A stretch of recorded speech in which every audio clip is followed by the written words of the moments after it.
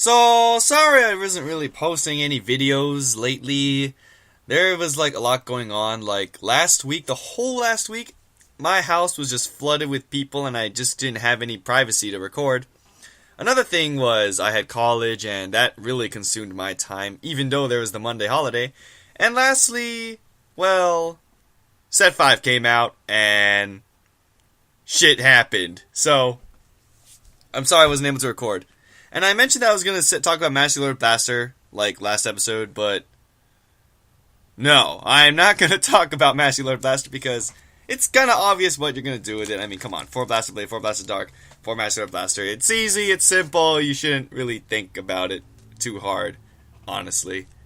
So instead I'm going to talk about Shadow Paladins, the actual deck that I actually wanted to build the most out of the 3, because Shadow Paladins are so fun! Okay, so the biggest problem about Shadow Paladins in Set 4 is the fact that they sucked. They had, like, nothing. And the deck was so expensive, too. Like, Phantom Blaster Dragon, come on. When are you ever going to use stands when you're going to kill your friends with Phantom Blaster Dragon? I mean, seriously, why would you even... God. So, they introduced another critical, which I'm super thankful for. They released some other cool stuff like Apocalypse Bat, a decent booster Phantom Blaster Dragon, and what would you guess? A Crossride for Phantom Blaster Dragon. Phantom Blaster Overlord is amazing. Well, I won't say amazing, but he's a Crossride, so he's automatically amazing. Yeah. Deal with it. Okay, so I'm just going to talk about a little bit about the deck and, like, what I think about it, I guess. I'm just going to talk about, like, I guess cards I was going to run on my deck, because I actually built it.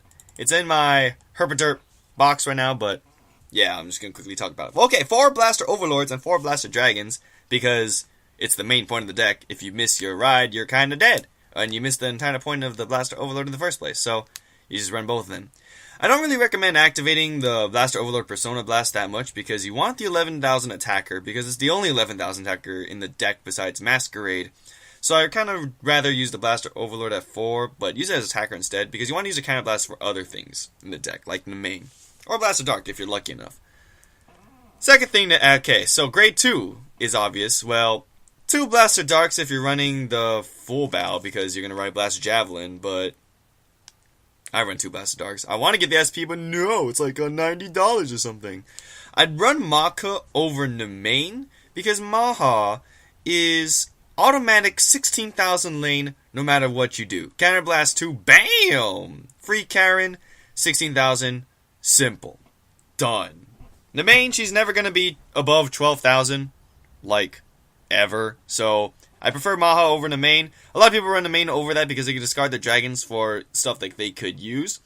But having that, like, derpy 11,000 lane is just not quite as good for me. So, I would rather run Macha over Nemain, but I might run 1 just because she's cute.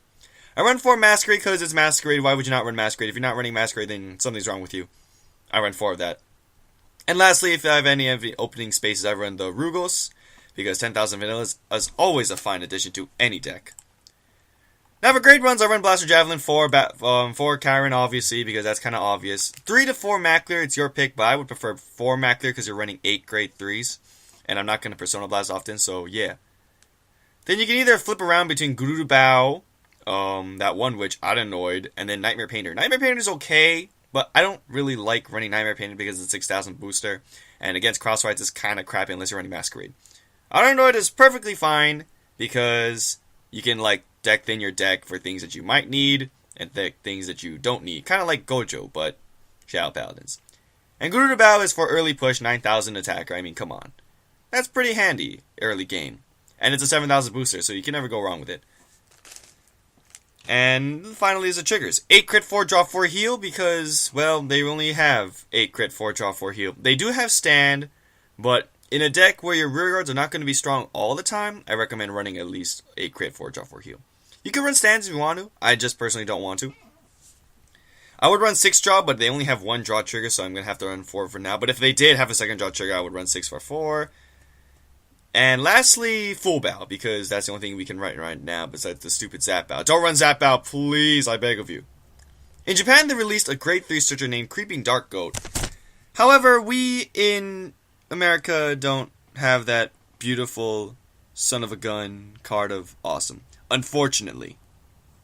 But if I had that amazing card of awesome, then my deck would completely switch around into something much better and less reliant on the Fullbau series. Even though it's a good series, I'd rather much run Creeping Darko for consistency, and I seem to never use Counterblast, like, ever, so Creeping Darko would be a fine and wonderful addition to my deck.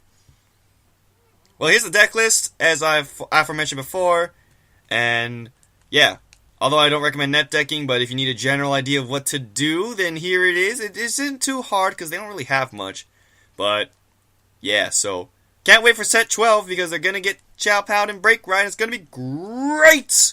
Did I just do a Frosted Flakes reference?